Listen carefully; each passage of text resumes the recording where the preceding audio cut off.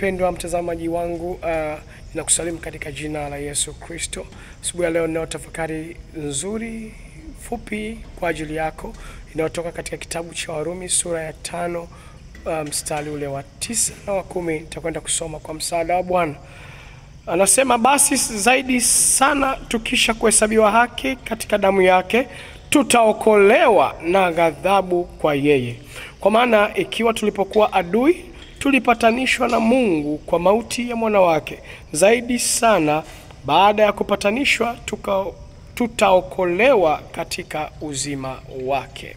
Sijajua unapita katika hali gani asubuhi ya leo, lakini upo msaada wa Mungu kwa wewe ambaye umemwamini Yesu Kristo kwa Bwana na Mwokozi wa maisha yako.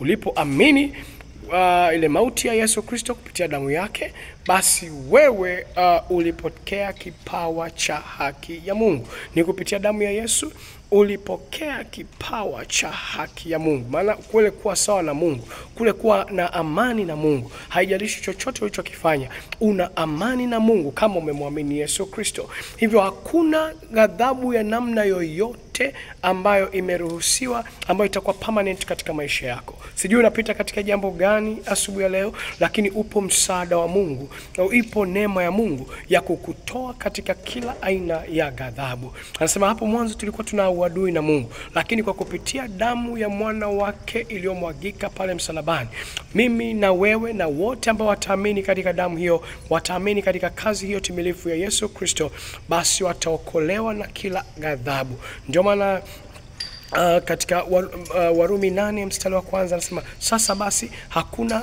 hukumu ya adhabu kwa wote walio ndani ya Kristo Yesu. Hivyo hakuna hukumu imeruhusiwa katika maisha yako. Asubuhi ya leo ninapokutamkia na unapomwamini Mungu kwa mambo yako, kwa kazi zako, kila ghadhabu iliyonyenyuka katika maisha yako, ninatamka kwamba ni batili katika jina la Yesu. Mungu akupe kushinda, Mungu akupe kustawi, Mungu akupe kuneemeshwa kwa jina la Yesu Kristo. Hakuna adhabu itakayokaa milele. Mwana aitaiondosha, atakuokoa na ghadhabu zote katika jina la Yesu. Sijui ni kazini kwako kuna vita imenyenyuka, sijui kwa biashara yako umeona unapata hasara, lakini Bwana anafanya jambo jipya tena. Endelea kumtumaini, endelea kumtukuza, endelea kuweka tumaini lako katika yeye na yeye peke yake.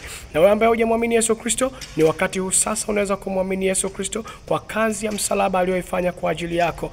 Wewe ukiamini tu kwamba Yesu Kristo alikufa kwa ajili ya makosa au ya dhambi zako na alifufuliwa ili wewe uweze kuhesabiwa haki, basi unapokea neema ya wokovu. Basi ukiamini maneno hayo na ukapokea neema ya wokovu, na Mungu anataka kwamba ukisha kuokolewa uikue katika kuijua kweli au kuifahamu kweli. Hivyo Bwana akupe neema popote unaponisikia ndani na nje ya nchi. Bwana akupe neema kwa kukupa watu sahihi watakao kulea, watakao kuzidi kukufanya uzidi kumjua Kristo, uzidi kukua katika neema na wokovu wa Kristo. Na iwe heri kwako na iwe heshima kwako. Mungu na neema yake ambayo inazidi nguvu zote, na ile nguvu ya ufufuo aliyoweka ndani yako, na Roho Mtakatifu anayeka ndani yako,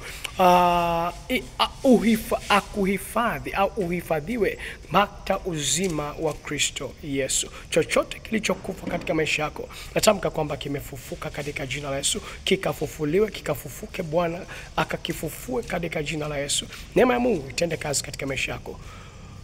Amen. Uwe na wakati mzuri na siku njema sana.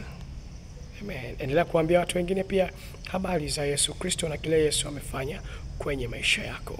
Amen.